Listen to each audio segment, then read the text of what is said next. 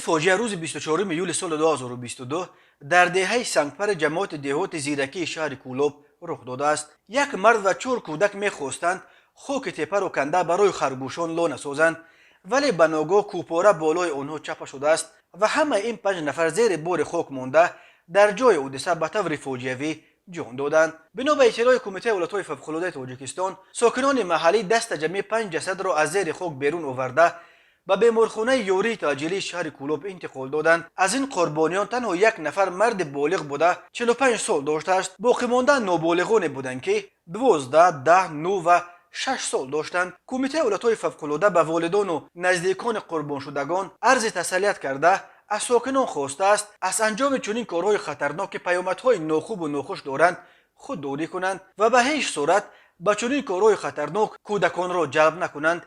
اداره پایگاه خبری بامداد نیز به نزدیکان و قربانیان این فاجعه تسلیت عرض می‌کند و از درگاه خداوند برای قربانیان آخرت آباد و به بازماندگان آنها صبر جمیل می‌طلبد.